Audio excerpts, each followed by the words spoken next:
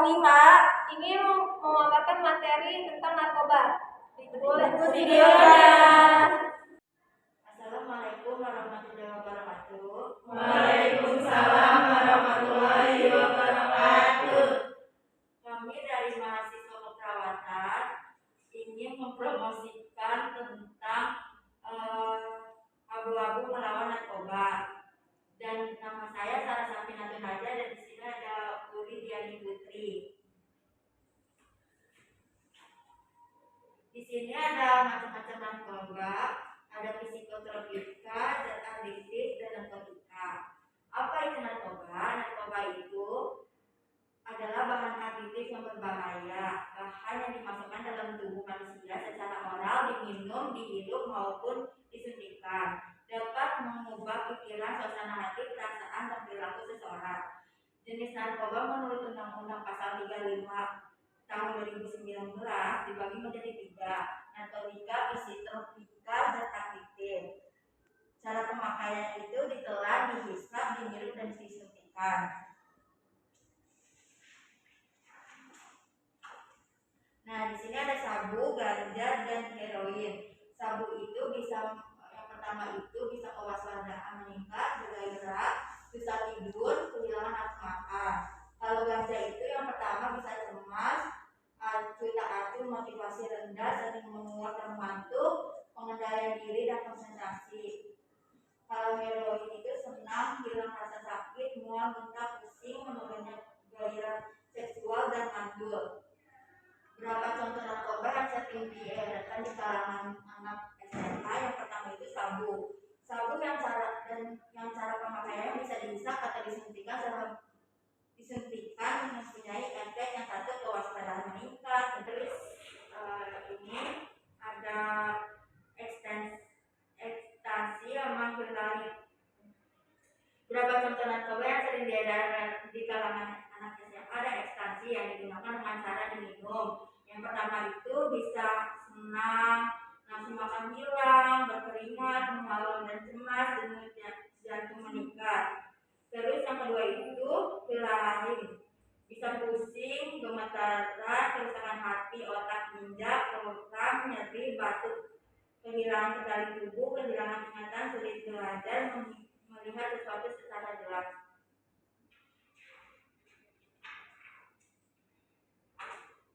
Terus kenapa remaja rentan terjerat narkoba? Pertama itu ada faktornya stres, ingin tahu, broken home, sama iming-iming. Faktor pribadi yang pertama itu mental yang lemah, ini menyebabkan remaja mudah goyah dan mudah terpengaruh ajakan perburukan mental yang lemah. Ini bisa berbentuk seperti selalu merasa sendiri dan terasingkan, tidak memiliki tanggung jawab, kurang mampu bergaul dengan baik, dan lain-lainnya. Yang kedua itu stres, depresi untuk kejenuhan hati seseorang, melakukan segala macam cara melalui jalan pintas. Yang ketiga itu ingin tahu dan coba-coba. Ini juga salah satu remaja iseng-iseng untuk mencoba dan akhirnya kecanduan. Yang keempat itu mencari sensasi, tantangan, dan juga seseorang ingin mencari dengan menjadi pengedar. Yang kedua itu faktor keluarga. Yang pertama itu broken home. Yang pertama itu perceraian orang tua, kurangnya perhatian orang tua, terlalu memanjakan anaknya, kurangnya berkomunikasi terbuka antara orang tua dan anak, terlalu keras dengan anak, faktor lingkungan. Yang kedua iming-iming dan salah bergaul.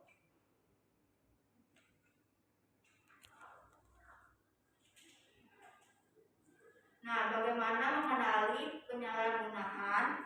Yang pertama itu penampilan berantakan, tidak rapi, kotor, dan jarang mandi. Yang kedua itu sempoyongan. Yang ketiga itu di tangan terlihat bekas hayatan. Biasanya mereka menggunakan baju panjang untuk menutupi. Yang keempat itu jalan sempoyongan, bicara pelok, artis. Yang kelima itu sering mengurung diri di kamar dan kamar mandi, menghindari bertemu keluarga. Yang keenam emosional, mengantuk.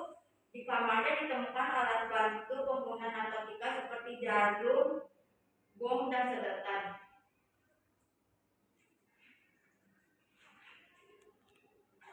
Selanjutnya akan dibacakan oleh teman saya.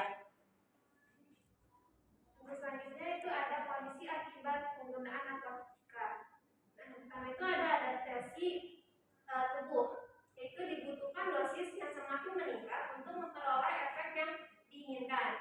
Yang kedua ada overdosis. Overdosis ini kelebihan obat, yaitu kondisi akibat penggunaan zat sehingga terjadi gangguan kesadaran, pola pikir, persepsi perasaan, dan perilaku. Nah, yang ketiga itu ada sakau atau putus zat. Sakau ini adalah kumpulan gejala yang timbul sebagai akibat berhenti atau mengurangi jumlah zat yang biasa digunakan. Nah, keempat itu ada suges. Suges ini dorongan yang sangat kuat untuk memakai zat kembali meskipun sudah lama tidak digunakan. Nah, yang kelima ada menimbulkan penyakit atau gangguan jiwa. Biasanya penyakitnya itu seperti TBC, terus hepatitis, HIV, AIDS, seperti itu.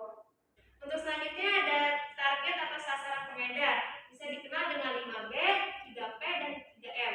5B itu adalah orang yang bergadang, orang yang suka bolos, orang yang beruang atau kaya, terus dia juga broken home dan juga sering berpengaruh atau itu berpengaruh di negaranya. Nah, 3P itu ada perokok, pengangguran, dan putus sekolah. Dan 3M itu ada manja, malas, dan mencelek.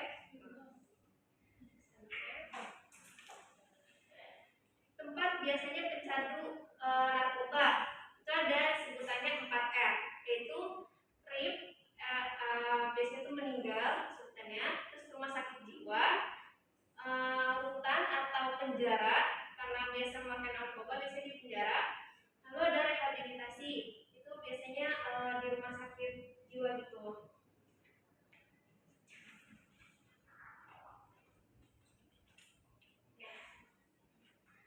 Nah, apa sih yang harus dilakukan? Yaitu kita menggunakan istilah 5M atau TIM. 5M yang pertama itu adalah mengaktifkan Satgas Anti Narkoba. Ini tuh untuk bisa dipilih dari OSIS, mengaktifkan Satgas dari narkoba bisa dari SMA. Terus yang kedua, M kedua adalah menciptakan lingkungan bersih narkoba. Yang ketiga itu adalah melaporkan bila ada peredaran narkoba di sekolah. Yang keempat ada menyampaikan pesan-pesan anti narkoba dalam setiap pertemuan atau kegiatan. Dan yang kelima adalah membantu teman yang menjadi narkoban.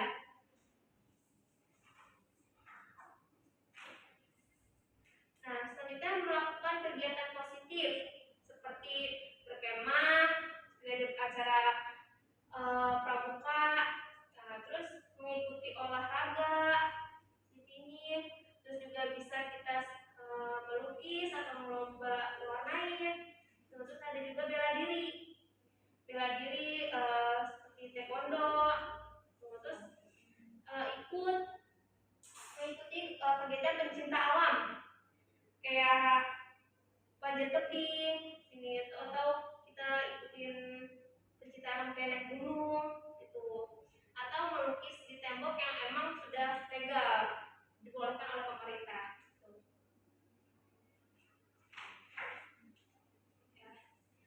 Di sini ada kata-kata motivasi. Masa depanmu adalah hari ini, lawan narkoba dengan prestasi. Sekian dari kami. Apakah ada yang ingin bertanya? Apa yang menyebabkan seseorang ingin mencoba narkoba padahal dia sudah tahu akibat buruknya? Yang pertanyaannya kami tampil sebentar ya. Selanjutnya saya mau nanya, mengapa remaja atau generasi muda menjadi sasaran utama para pengedar narkoba? Oke, selanjutnya. Dampak penggunaan narkoba bagi penggunanya? Oke, baik, kalau gitu beri kami waktu beberapa menit untuk menjawabnya ya. Saya akan menjawab pertanyaan dari kakak yang terlebih dahulu ya. Boleh diulang pertanyaannya, Pak? Oke. Apa yang menyebabkan seorang ingin mencoba narkoba padahal dia sudah tahu akibat buruknya? Terima kasih. Baik. Jadi kenapa ingin mencoba? Karena dia itu merasa kurang percaya diri pertama. Situ dia juga merasa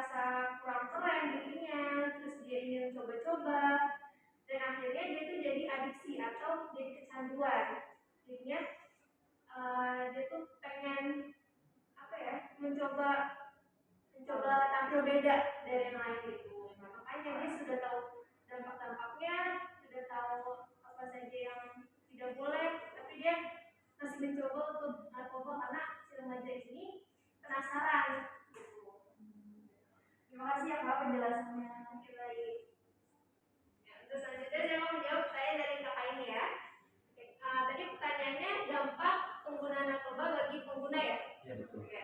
Itu dampaknya itu mengganggu fisik yang pertama, seperti kerusakan syaraf, terus juga pernafasan, terus juga kemampuan berpikir terganggu dan menurun, berat badannya menurun gitu. Terus juga dia psikisnya tuh terganggu karena dia mengonsumsi narkoba tersebut gitu. Jadi dampaknya itu. Sudah jelas? Jelas. Terima kasih. Oke, dan yang terakhir pertanyaan dari kakak ini ya, boleh disebutkan lagi pertanyaannya? Mengapa remaja atau generasi muda menjadi sasaran utama para pengedar narkoba? Baik. Kenapa remaja itu menjadi sasaran pengedar narkoba? Karena pertama, remaja ini mempunyai mental yang kuat. Terus dia juga seperti yang saya sudah bilang tadi, karena remaja ini rasa ingin tahunya tinggi, terus dia ingin mencoba-coba sesuatu yang baru, kayak hal-hal yang menarik, dia akan mencoba-cobanya gitu. Jadi banyak pengedar ini yang sasaran utama itu adalah remaja atau generasi muda pada zaman sekarang ini gitu. Terima kasih Kak. Ya, sama-sama. Sudah semua ya? Sudah. Ya. Kalau gitu kami mengundur diri. Bila ada salah kata, mohon maaf. Semoga ilmu yang kami berikan bermanfaat. Assalamualaikum warahmatullahi wabarakatuh. Waalaikumsalam warahmatullahi wabarakatuh. Terima kasih Kak.